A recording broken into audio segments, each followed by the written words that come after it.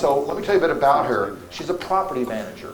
She also is an investor, correct? Yeah. So she's Absolutely. both sides. And are you a real estate agent? I am. I'm a licensed agent. My company is brokered, and we buy, manage, and sell. Right. So she's kind of a one-stop shop. Exactly. That's what I like working with. This is for you, not for Emma. For me, it's for you. So if you're open, you'll learn. That's why I do business with. A lot of them one-stop shop. Your team will build your team. Absolutely. She's a manager. She helps find a deal. She says the deal's good, no good, correct? Let's Just talk let about us. what you do as a property manager and what you don't do. Yeah, absolutely. So as far as property management, the basic things that we're going to do is lease the property, collect the rent, call the tenants who are late, file eviction if we have to. The eviction fees are still the owner's responsibility, but we'll file it on your behalf and give you use the lawyer that we've prepared for it. We're gonna coordinate renewals. We're going to coordinate maintenance, which means basically if it's something small, we're just gonna send it to our vendor, have them complete it if it's under $250. If it's over $250, it depends which client, because sometimes we have 500, but it depends. But we'll give you estimates, and then we'll wait for you to approve it, and then go ahead and tell the vendor that they can do it. We'll also follow up.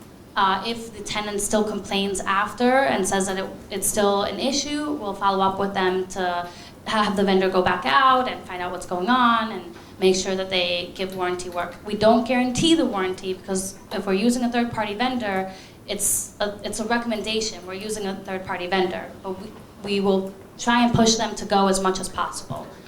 The good advantage is she knows she's in the market fighting every day. She knows the better contractor. She fights with them, for them, for you. Absolutely. That's a very big deal. Now, is all that included in the 10%, or do you charge, like some managers, a fee to lease, a fee to fix, a Yeah, fee to do absolutely. this? So leasing for us is 75% of the first month's rent. Many companies will take the entire first month's rent. Plus the and 10% after. Well, we don't charge the 10% for the first month. Okay. We only charge the leasing fee, but some companies do charge both, so you should Some clarify. company managers spend, if we lease and have to do all the work to find the tenant, they take the whole month's rent. She takes 75%. Correct. Then after that, you'd pay 10% of the rent collected. Right. Fee for you. Going forward. Everybody got that? Every manager's different, every investor's different, every deal is different. What other fees do you charge? Absolutely. So we started implementing a fee for handling work orders because, as we talked about, how difficult it is, and I had to hire a staff member just for coordinating work orders. Fixing, repairing, painting. Right. So we charge $30 per work order that comes in. And if you think about it, like our service, any vendor will charge $75 just to go to the property. Okay, so we're charging $30 for about 20 emails plus calls from the owner and the tenant. So that doesn't matter how expensive the work is if it's a maintenance request, right? It's $30, we're handling it for you. If there's a rehab, we charge 10% of the total rehab cost, because that means we have to go out to the property to get a list of work to be done. We have to go out to the property to check that the vendor's completing the work multiple times. Then we have to go out to the property to send you pictures when everything's completed. And there's always issues, so it means like 10 trips. So, two more quick questions. You're quick. Yeah. Yes? Meaning we're going there to check, we're contacting the vendor, we're asking any questions that the owner or the vendor has, if they can get approvals or whatever, sending pictures of it. We're not guaranteeing the work because we're not contractors, but we're checking, the list that we're saying was needed if it's been done. So who here's called a property manager already, management company? So what should you say to a manager very quickly, and what should you not say? Because you've been on both sides. Absolutely. So actually, I've been interviewing managers for our Detroit portfolio, and it was really interesting because I have like a list of questions that I want to know, which is number one, communication. Are they going to get back to you in a timely manner? Because I can't stand it when people don't. Are they going to have someone? Well, the thing is, for a small portfolio of 1 or 2 properties, I mean, they'll probably update you once a month. But for a large portfolio of 100 units, they need to have a direct contact for that portfolio. How do you communicate? Great question. Will you do it on time? Yeah, absolutely. And then banking is really important. I mean, if you have one or two properties, it's gonna be in like a general banking. Money, kesef, geld, bank, where the money flows, how Yeah. the money moves. Yeah. So Banking, bank so, Hapoalim, Bank KESEF, America, Bank like- Discount, Bank Wells Fargo. So basically, it's for you want to be able to see where your money is. So being able to have a login where depending on the property management software that they're using, that you can see track the money coming in and going out. For one or two properties, even 5 properties, most of them are going to have like just one bank account for every owner that has just a few properties, because I tried to do it separately and it didn't work, and most companies found that as well. So let's talk about the money for 1 minute. You collect the rent on the 1st to the 5th, we hope, Yeah, and pray. that's the goal, yeah. Right? And then when do you pay your owner? So she has a rental house with you, and the rent's $1,000, you collect $1,000, Bertha paid, thank God, Baruch Hashem, a miracle, Hanukkah miracle. Absolutely. So there's my company, we are paying the owners on the last day of the month because we hold the money in case there's any repairs or anything like that. And that's become very, very much beneficial, I think, for everyone. Most Because we don't managers have... pay the 15th to the 30th, Exactly, and I some was pay gonna the say. next month, Yeah. a month later. So that's very common. Actually, I was gonna say, yeah, so some managers do pay earlier, but then they have to bug their owners for the money when there's a maintenance issue, which to me is more work. I mean, I don't wanna, because if it's just one or a few properties, you're not making enough money to cover bigger expenses, so it's annoying to have your clients have to send money in to do repairs, and our vendors do not like to wait. They don't wanna wait even 1 day extra for getting their money. They're gonna stop working. So So here's your system. How do you communicate with us and the tenants? How's the money flow? When the reports, communication? What's 1 or 2 more questions you should ask? So for me, I want to know like their process as well, who their staff, where making sure that they're doing background checks on their tenants, because crazy enough, the Detroit manager wasn't doing background checks, and that's one of the reasons that there was such a high eviction rate, because Detroit is a hard place to rent in, and if you have to do background checks, it's really hard to rent in. But it's just way better than getting money for a few months and then having to evict again, you know? So enforcing that was really important. How do you screen the tenants? Here's Yeah. the answer you get half the time. We don't. We have no system. Correct? Yeah, I mean, basically they'll say they do it based off of God or whatever, and that's definitely a horrible idea. Everyone what? can off their God, Gut? Like yeah, intuition? yeah, intuition, Oh, like they she meet looks someone. nice. Yeah, exactly. It's like a horrible idea. So you No. want to make sure that they do a nationwide background check for credit, eviction, and criminal history. Get Credit, eviction, and criminal. get their landlord verification, and get their last 3 months pay stubs. Check with 2 or 3 previous landlords. I mean, we check, it depends on their background, but if they have an issue, then we'll check with their previous landlord as well. Yeah. I always check with 2 or 3, because if I'm renting from Billy Bob and I don't pay the rent and dealing drugs, guess what Billy Bob, the landlord, will say? Well, that's, yeah, if it's a like a homeowner, not like Yeah, a company that's Yeah, yeah. managing it, yeah. That's And awesome. so, hold the question 1 minute, then we'll answer questions in just a minute. 1 or 2 more questions. Anything else important? You're doing very well. I'd add 1 more. What does it cost to turn a property? Right, absolutely. So that's actually something I This is ask if key. they have in-house maintenance or third-party vendors, and if they're willing to get additional estimates. Because I'm not surprised, because I feel the same as a manager. I look for the best vendors possible. So spending time to find new vendors, which we're already doing, like trying to hire all the time, it's so hard. So owners, when they don't like an estimate, they want another one, and we're like, we know this is the best because we've already went through all the vendors that we could possibly work with, and so they don't want to waste time. So out of 20 Detroit companies that I called, for example, only 1 said they're willing to get other estimates. Otherwise, we have to do it ourselves. And I understand, because they're a mix between in-house maintenance and outside vendors, and it's really hard to find good quality vendors. And spending your time finding them, it's a yearly job. We're constantly looking, so it's a really time consuming and a waste if you know you're already getting the best that you can get. But at the same time, if you don't like the estimate, you want to know that you can get another estimate out there, you know? I asked them to break the estimate down by materials and labor. Well, we estimate materials because it's really hard. Yeah. I mean, we can't tell you every single nail that's gonna, No, not but everyone, we but give a the- approximate right, range. But Yeah. to fix a toilet's 200, the toilet's that's easy. 120.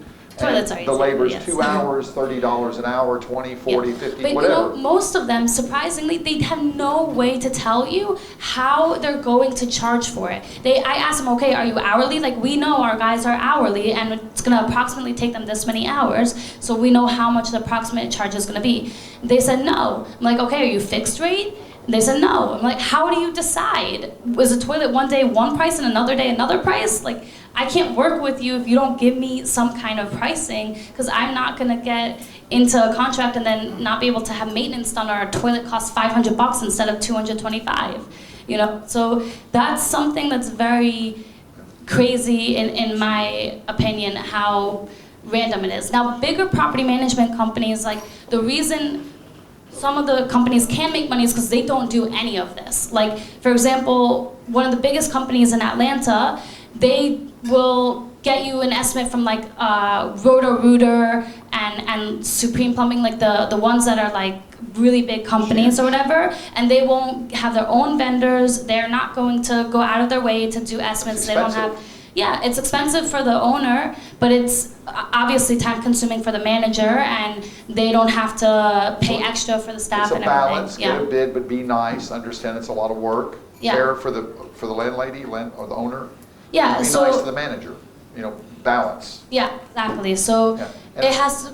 You have to be reasonable, basically. So, it also depends on how much you trust your manager. If you believe that these prices are the correct pricing, but. Yeah. You said that you prefer, you didn't say that you prefer, but you said that some of your portfolio includes commercial and not just residential. Is there any benefits, advantages? Why? Absolutely. So actually, I'm no longer like managing small portfolios. I only want to manage 20 units and 20 houses, or multifamily of 100 units and up. Because for a manager, it's a lot less overhead.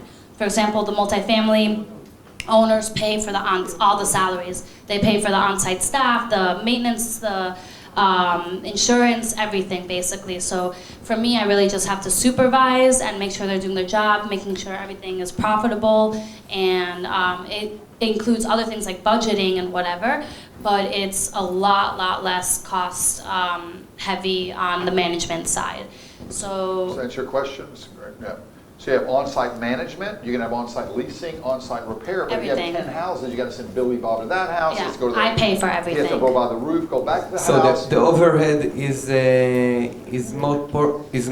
bigger in the commercial. No, opposite. So single family homes, I have to pay for all the staff. I have to pay for all the insurances. I have to pay for Okay. the travel time Okay. to different places, like their mileage and everything. When I have one building, everything is on site and the owner pays for all of it. So it's, for me, the best option. How many children do you have? One. I have one too. Let's say I have 10 children. Okay? You put them in the bus, you take them to the store, they all get shoes, you come back. But if you have 10 children, you have to take one to the store, come back, the other one to the other store, come back, buy a shoe, buy a shoe, buy a shoe, what's the size? So again, but you're not there yet. No, actually I recorded you and Oh, for 10 children or the apartment building? Just checking.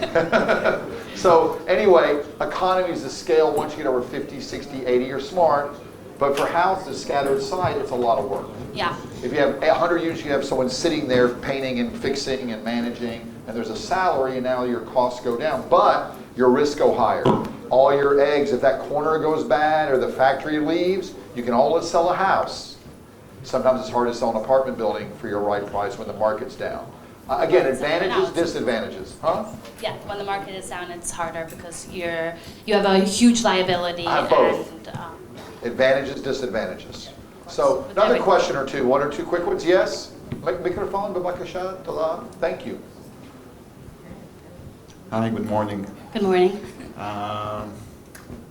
So you think, in your opinion, it's better to have one building with a lot of apartments to run than to have small groups of portfolio For managing or for owning? for managing? I mean, when you, I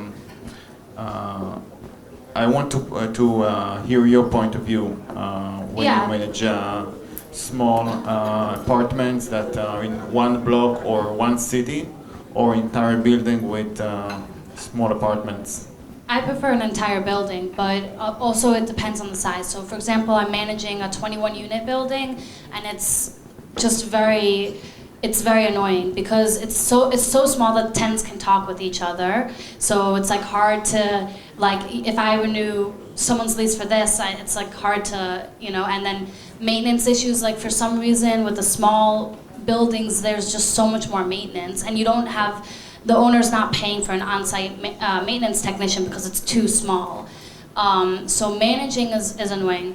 As far as actually managing and as an owner, it's much better to have a 100 unit and above property. But as a small investor, when you're starting out, it's better, let's say, to have 4 units than one single family home.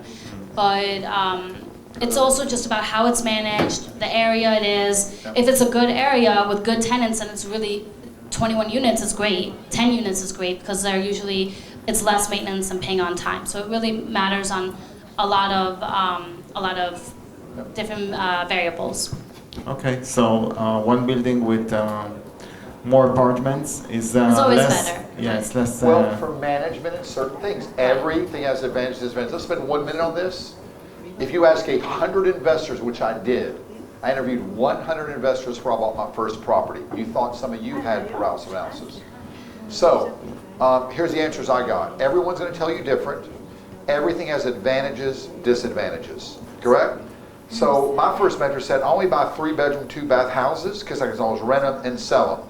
Another investor said I have 200 1-bedrooms because I like working people who don't have kids and other people that tear the place up, and I can always rent them to working people and it's lower whatever.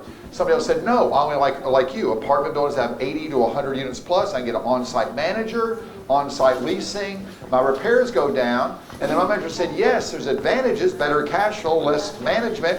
But if the market goes down, you can't sell that building. And the mortgage is very high. Yeah, I had a commercial property, on paper it was great, but it stays empty 6 months a year because people will always rent a house or always buy a house, but on the bigger units, it just depends. So it's eggs in a basket. Do you want all your eggs in one basket or do you want a few eggs over here? But for management, it's much easier. Yeah. Then somebody else said, no, I only like self-storage, no, I only like big shopping centers, and now the shopping centers are empty. Yeah. So you have to know your advantages, risks for each type of unit and each building, and they're different. Yeah, absolutely. Make sense? Great question.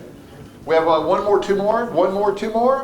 Can you give me like a few bullets of what do you think is the most important On a lease? in a lease contract with a tenant, and for example, how do you cope with a tenant that make damage and then he asks you to repair it because you are the landlord, all kinds of things. Actually, that's a really good question. We have altered our lease every year based on our experiences. So that's actually very important. One of them being that there is a clause saying any damage that the tenant causes, they're responsible for.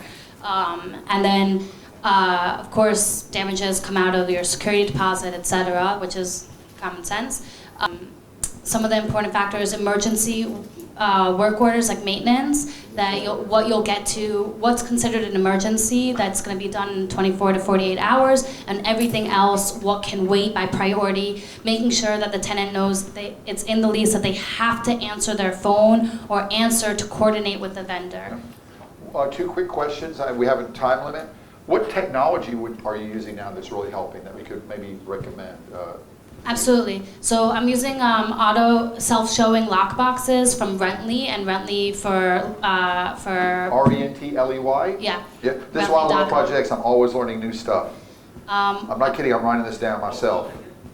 Rentley.com. It's RENTLEY yeah. .com. Yeah. It's basically a platform Rentley, LEY. to list the properties for rent, and then you can have it as regular agents showing it, or everything's online, so when someone goes on Zillow and says schedule a showing, it emails them the everything. link so that they can schedule it themselves online. And then if you do self-showing lockboxes, then the lockbox itself issues a code one time after they put in their credit card info and their ID.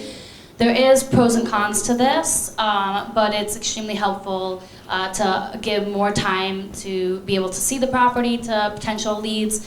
And Check out the website. yeah, just check out the website. Yeah. Rentley, And then- Taylor White, what else do you like? One or two more? well, I'm changing to like virtual assistants, so like virtual assistant in Philippines, for example, which is super helpful and cost effective for the staff, so I can provide more with cutting back my expenses. We have that with And then- projects at a later date. Oren does the virtuals. We have a whole course on that. Great. You're smart. And then one of the other technologies is actually an Israeli company that we're trying to work with. We're seeing how it's going. It's called Diffie Rent. Say it again. DIFF dot rent.